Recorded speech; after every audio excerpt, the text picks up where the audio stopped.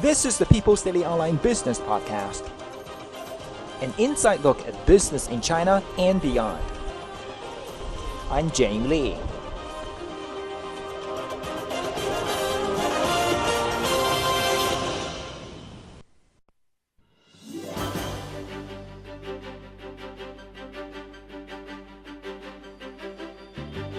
In this episode, we'll be talking about the keys to China's successful economic transition.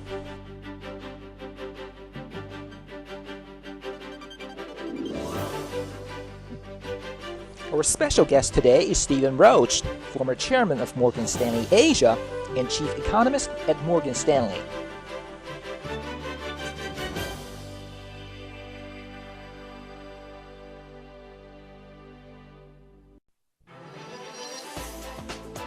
China's current export-led, investment-driven model of growth is no longer sustainable in the long run, and the nation's rebalancing its economy to more of a consumption-based growth model, which is clearly good news for the world, especially in a time of global recession when other major economies, such as the United States and the Eurozone, are seeking new sources of growth.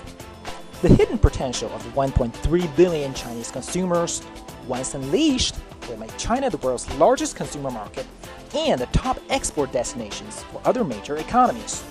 For its own sake, China also needs a successful transition to a consumer economy, rebalance its economic structure, and put the economy on a healthier and more sustainable footing. The question here is how to successfully implement the much anticipated transition. What steps are needed to build a modern consumer society in China? Roach is the former chairman of Morgan Stanley Asia and a current senior fellow at Yale University.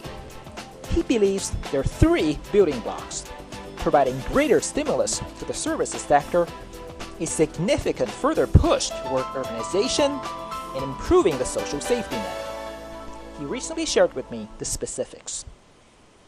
Especially three of them that I think are most important in building a modern consumer society in China. One, providing a greater stimulus to the services sector in China. And that's important because services create a lot more jobs per unit of output than do manufacturing and construction. Secondly, a significant further push toward urbanization. The urbanization trend in China has been unprecedented, but there's still a good deal more to go, and I think the government is very committed to that, and that's also important to consumption because urban workers earn about 3 times more than comparable workers living in rural communities. Yeah. And the third building block is emphasis on the social safety net. And I think the government's made good progress in increasing the coverage, the number of Chinese workers who are enrolled in the plans, but not enough progress has been made in improving the funding of these plans. So the benefit levels still are low, and I think in response, Chinese families tend to save too much rather than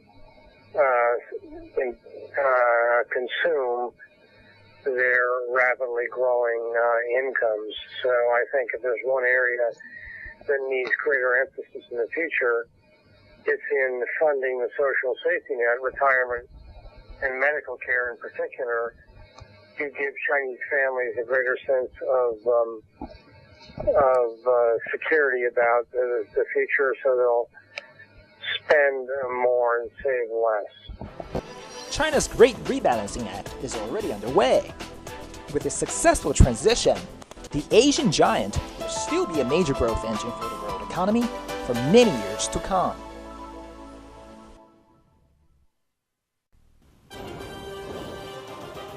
For People's Daily Online, I'm Zhenyu Li. For additional quality coverage on China in audio, video, and text, visit People's Daily Online at people.cn.